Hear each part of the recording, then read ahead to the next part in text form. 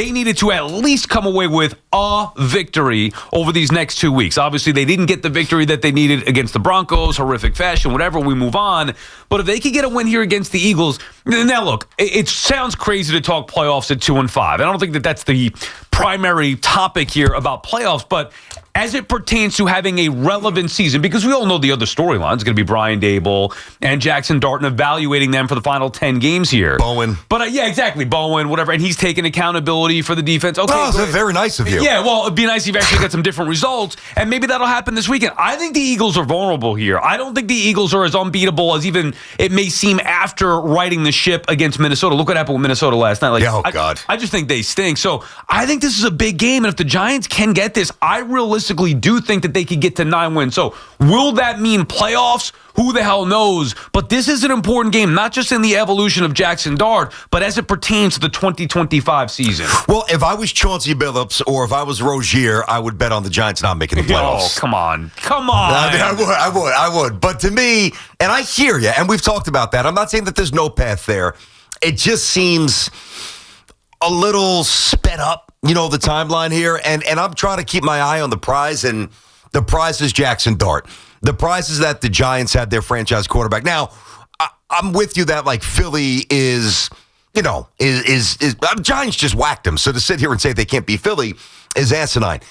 I think that this is the emotional game this week that will determine, playoffs aside, the amount of energy the Giant fan has the rest of the way. Because even if they lose, right, and Dart plays well and Scatterboo's involved, the future's still bright, and that energy is still palpable. If they get knocked around, not that you can't recover from it, I'm not saying that, but if they had an uneven loss here, right or wrong, I think a lot of the juice around the Giants season goes away. At least temporarily. Yeah, I don't know about that because I think as long as Dart is under center, there's going to be juice there. I just think the evaluation is different when, this to me is not evaluation mode. It's win a game and try to get the season back on. If you look at the last 4 games of the year, nobody's going to argue that we're going to be evaluating Dart and Daboll the rest of the way, right? That's a given. That was the case before the year started. It was just a matter of when they're going to go to Jaxson Dart. Obviously, it was sooner than later. So now for me, I'm trying to salvage, if I'm the Giants or a Giant fan, I'm trying to salvage here what's left of this season, saying, hey, if we win this game, beating the Eagles twice, getting the 3-5, is there an outside shot? And I think that there is, mainly because I believe that beating the Commanders at home in Week 15, beating the Vikings at home in Week 16, beating the Raiders on the road in Week 17, and then again at home against the Cowboys in Week 18, I believe it's realistic that they can win all 4 of those games. If Jaxson Dart is healthy, remember too, trade deadline, potentially upgrade there with the wide receiver, but even aside from that, I do realistically think that they can win those 4 games. So that means if they win, if you figure to get to 9, right, they're going to have to go 7-3 over the final 10 games, which sounds like, how the hell are the Giants going to go 7-3? But if I think they can win those 4 games, that's 4 right there. Can they find 3 wins over the remaining daunting schedule here at Philly, home against the Niners, at Chicago, home against the Packers, at the Lions, and at the Patriots? And it really starts with beating the Eagles here because they gave one away against the Broncos. If they can beat the Eagles twice, I think that just sends a message, BT, not only that, hey, the Giants are coming, or hey, the Giants are here, but in the short term right now, season back on. There's a big difference when you let go of the 2025 season and say it's all about the future and developing Dart and seeing if Daboll's the guy, which is the big picture thing. But as far as this season, to me, it's still in play. Okay, I got you. And I'm not saying that it's not fully. I think maybe I just, my focus is a little elsewhere, and maybe I need to balance the two better. Maybe I'm selling the Giants a little short here. In terms of not their future, in terms of going on a run. I guess the reality of it is, and you want to talk about playoffs, and that's what we're doing at the moment. Or not even playoffs, just relevance. Get to 9 wins. Can they get to 9 wins? Okay. I don't think that they do, but even look at all the teams in front of them. There's 16 teams in the NFC. The Giants are 15th here, and they've only got, and you said this, I think it was yesterday or maybe the day before, they've got 2 more wins than the Jets. Right. I mean, the Jets are winless. The Giants have 2. It would make it seem like the Giants are the 85 or the 86 Giants or Eli's Giants. I just think, I guess here's what I'm saying. I think that a lot of the focus, and I understand why, I do, but I think it's been hijacked a little bit because there's nothing more inspiring than having a quarterback that you can really look at and see and say, okay, if the organization does their job and provides the proper O-line and weapons and coaching and all that stuff around them, it's not ridiculous to think that Jaxson Dart could get, eventually the 5th Lombardi for the Giants. Like, I'm on board with that. Like, on the most basic, earliest starting point level, you couldn't say that about Daniel Jones. You couldn't say that about so many other Giant quarterbacks of the past outside of Eli and obviously Phil and Hostetler. You can say that about Jaxson Dart, but you got the Cardinals. You got the Commanders. You still had the Vikings despite last night. You got the Falcons. You got Dallas. You got Carolina. You got Chicago. Not to mention the Rams and other teams that are actually really good with a lot of wins. So it's just, to me, it's a convoluted path to 9. And I'd love to see him get there. I just don't think that they do, but I still love their future. Well, all right, but fair enough. But we're in the now, right? So who's going to worry about next year now? If you're not concerned, or not concerned, but if you're not believing that this team can salvage what's left of this season as far as the wins and losses goes, then what are you looking to see? Like, if you already think Dart's the answer, obviously. But I want to make sure that I think he's the answer. Well, I want the more evidence I get on a week-to-week basis, the better I feel about what I'm saying right now. To me, the only other thing would be Brian Daboll. And if we know Dart's not going anywhere, he's going to be the franchise quarterback here. Whether we believe in him wholeheartedly or not, like, there's still you can't make those decisions right away, but there's evidence and real reason to believe he is that guy. Certain guys, it takes 3 years to still be like, I don't know, I'm not so sure. And this guy in 4 weeks as a starter, you're like, well, I love everything about him. Yes, he's got to learn and grow, and you hope that continues to be the case as the weeks go on.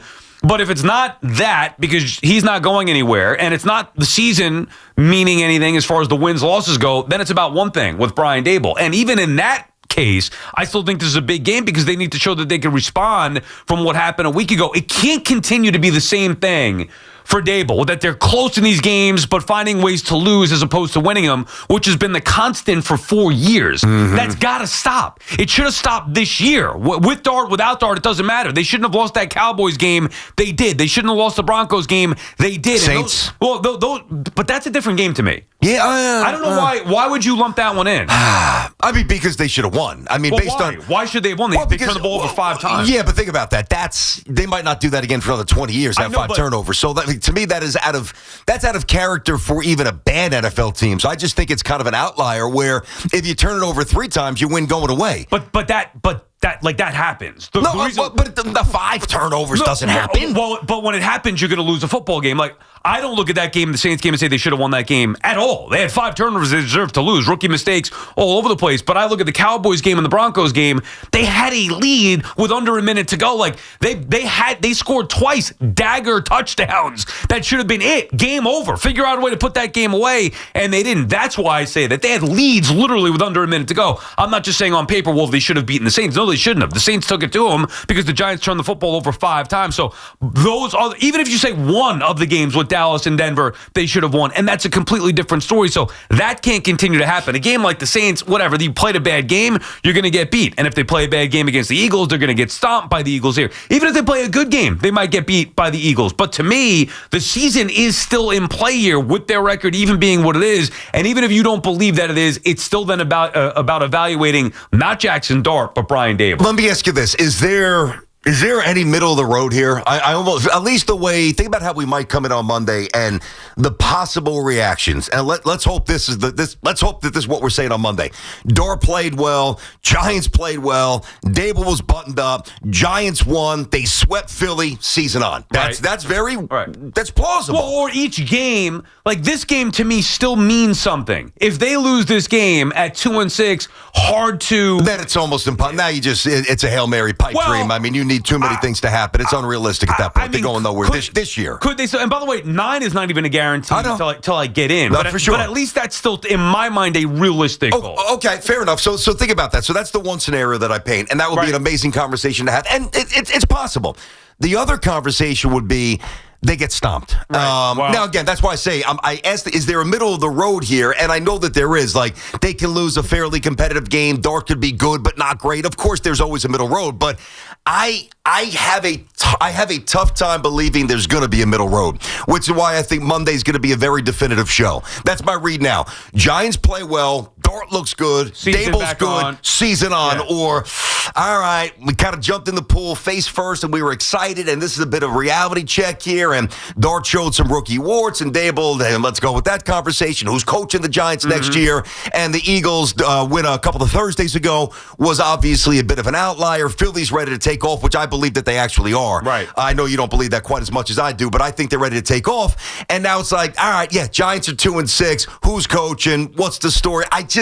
I think it's going to be a very definitive feel on Monday, and I'm okay with that, by the way. And the middle ground would be if the Giants play well but still lose, which I think is very realistic. But then, So do I. Then you say, okay, well, now what? Come back home against the Niners. If you win that game, okay, maybe you can start to look at the second half where there are a lot more winnable games, especially the games at home here. I don't think the Packers are unbeatable. Niners aren't unbeatable. I don't think the Bears are any good. Lions, a tough game. In New England, not going to be easy. And then those final four, I know that overall, the big picture, it's still evaluating specifically Brian Daboll, the coaching staff, along with his young quarterback. But as long as if they could win, now you keep extending each game. I like getting into the games, BT. That's I know. what we do here. I do too. But with the Jets, that's been irrelevant for years. And with the Giants, for the most part, it's been irrelevant for years. So last week we had a big game to get into. Yeah. Unfortunately, they lost it. I still think this is potentially the last of the meaningful football games, but a meaningful football game coming up on I'm Sunday. with you. I'm not pushing back on that. I want to see how they play. I think they're going to be competitive, but I also think Philly's ready to start soaring. BT and Sal on the Fan, just getting started here on this Football Friday. Our friends at Town Fair Tire remind you that at Town Fair Tire, you always get the guaranteed lowest price on name brand tires from Connecticut to Maine. Nobody beats Town Fair Tire. Nobody. Jimmy is calling from Warren County, starting us off. What's up, Jimmy? Hey, Jim. BT and Sal, what's going on, fellas? Jimmy boy. I'm back. Listen, I'm still trying to get over last week. But there's one way to do it. You beat the Pigeons twice. That's what you do. I told you guys, Giants' pride and developing the quarterback is very important. For me, if you string together 6-7 wins in this season, you beat them twice, maybe take one from Dallas, I think it's a positive going forward because it's hard to get over what happened last week, man. I was staring at my TV like Jack Nicholson in The Shining. I brought it to work with me. You know? Good line, good movie, crazy movie. Shelley Duvall, gotcha. Yeah, I mean, you brought that up last week, Jim, and thank you for the call about Giants' pride where, think about this, right? So the Knicks should be really good this year, but think about all the years where, and Sal, you were at some of these games covering the team for the Fan. I was there as well doing work where the Knicks were awful, but they'd still play Go New York, Go New York, Go. Right. And you still love the beat. It takes us back to a happier time. Yeah, Go New York. Meanwhile, you're down 17 points to the Hornets in the fourth quarter, and Jamal Crawford's 9 for 30 shooting. It didn't feel as if it was in place, right? The song with the moment. And think about how many times you hear about Giants' pride. Well, I think up until this year, now, of course, they made the playoffs in 2022. That was really fun. But in terms of the big picture, I feel like Giants' pride is now applicable again. Like it's out of the grave. It's not like reckless or delusional or cavalier to say it. It's not wistfully hoping that the past will return. I think we are on the path to Giants' pride. I really do. Like, you can feel it. Now, to what level it finally hits this year, I don't know when the season's over.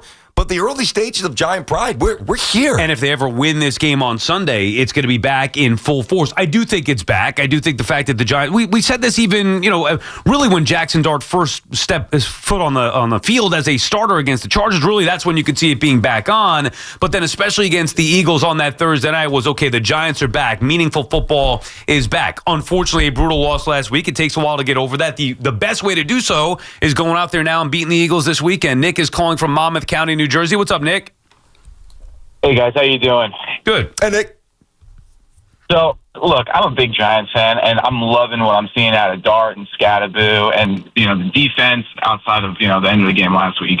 However, I think it's crazy to think that this team's going to beat Philly two games in a row in the same season because, first of all, I don't know when the last time they went up to Philly or went down to Philly and beat Philly in their own building. I don't remember the last time that's happened, so I don't see that happening. And two, it's but Nick, hold on. Nick, one thing. I get it, and I'm going to let you make the other point as well. But to me, I don't really try to tie in previous history with now. I mean, the reason why the Giants very rarely win down in Philly is because the Giants have sucked for 15 years, basically. I mean, yeah, that's a good point. But I also just go with, you're right with the whole, the whole history thing doesn't really matter in terms of talking about this year alone. Yep. But it's a good point to bring up because Philly's just been a better team than we have been the last, like you said, 15 years or so. Mm-hmm. And the other point I want to make is that, like, Philly's a tough place to play. And we've known that around the league as we've seen quarterbacks going in there in the playoffs, like veteran quarterbacks going there in the playoffs and not really perform well. Look at Brock Purdy a few years ago. He didn't really perform well in the playoffs. And even, not Jaden Daniels wasn't, a veteran by any means, but he had a great rookie season last year, and he didn't perform well in the playoffs last year. And I just think it's going to be a tough environment for Dart and Scatterboo and them to go up there, to go down to Philly and kind of get a win, guys. I'm not trying to sugarcoat how easy this is going to be, No, 100%. Nobody's saying it's going to be easy, Nick, and thank you for the call. I mean, they're 7.5-point underdogs. Denver also was a very difficult place to play, and I thought more difficult because I think Denver's better than Philadelphia, and at the very least, they have a better defense than Philadelphia does. How'd the Giants play there? I know the horrific, historic loss, but the Giants dominated the majority of that game. I'm not making excuses for them by any stretch of the imagination, but if they could go into Denver and do what they did for 3 quarters, why wouldn't it be possible to do that in Philadelphia, what I think is less of a daunting task than going into Denver? I don't think it's impossible. And by the way, as much as the Giants really haven't won down there very often, they've had a couple of competitive games down there. Now, they've lost most of those, but the Denver situation is a little different in the sense. First of all, it's a week-to-week entity. I mean, You don't know what's going on in the NFL. You just don't. And the thing that I remember saying going into the Broncos game, now I did not think the Giants would win, nor did I even really think that they would be incredibly competitive. They were, and I was wrong on that, although I would have loved to have been totally wrong and had them actually win the game. But the Giants had a mini bye. They played Thursday. They were off Friday, off Saturday, off Sunday, whereas Denver went out to, obviously London, beat the Jets, didn't have the bye after it. So they were a little tired maybe. I don't know. I don't know I can't quantify the exact impact of the air and the altitude, but I do know out there in Denver that for the first 3 quarters, the Giants looked fresh and fast. And in the fourth quarter, I see guys sucking oxygen. I know, but to the tune of 33 points, come on. I'm not trying to make an excuse, but so there's always circumstances. Listen, I don't think that the Giants are, we're going to be watching this game on Sunday and it's like, 21-3. We're like, wow, what a massive disappointment. I would be stunned if that happens, but I would also be very surprised if the Giants actually win the game. Sports Talk on WFAN is presented by Paramount Plus. You can't count on much, but you can always count on Sundays with the NFL on CBS and Paramount Plus. Watch your local NFL game live every Sunday all season long. Visit ParamountPlus.com/NFL to get started today. Hoff, when was the last time the Giants won in Philly? October 27th, 2013. Oh, is it that long? 2013. You sure about that? Yes. I'm looking at. I know that they're 5-15 in the last. Well, that's 20. the thing. It hasn't just been beating Philly on the road. Yeah. It's been beating Philly. Period. Well, true. 2013. Now, I got it for you. I actually got all the games here. So January 5th, 2025, Giants lost by 7 in Philly, 2013. Then they lost 33-25 on Christmas in 2023. They lost. See, there were some tight ones. 22-16. Obviously, that was the playoff game. There you go. That was the playoff game 2023. Then they got smoked in 2021, 34-10. 22-21 loss, 23-17 loss, 25. They haven't won there. 25-22 loss. A lot of tight ones. They have not. They have not won. Mine only goes back to 16. So I think Hoff is actually right with this. Wow. I mean, that's a long time. Now, we get it. It's not an easy place to play, but the Giants haven't been good, and the Eagles have been good. Doesn't mean they can't win this game, and I'm not predicting that they will. And by the way, stay tuned for the Perfect Parlay Pick segment later on, where we will pick the Giants and Jets games and all our other games as well. I have been perfect so far, BT, through 7 weeks, correctly predicting the winner for each Giants game. So that will be on the line this week. What will I have in store later on? Stay tuned for that for Week 8 in Philadelphia. Nobody's saying it's easy. What I'm saying is it's, to me, still a game that matters as far as being relevant this year. We all know about the evaluation, Daboll, Dart, and all that stuff. We know what the Giants do, the expectations for next year. Right now, I still think this season is in play. There's juice. Yeah. I mean, that's all we want. We've been begging for some midseason juice. We got it. There's no doubt.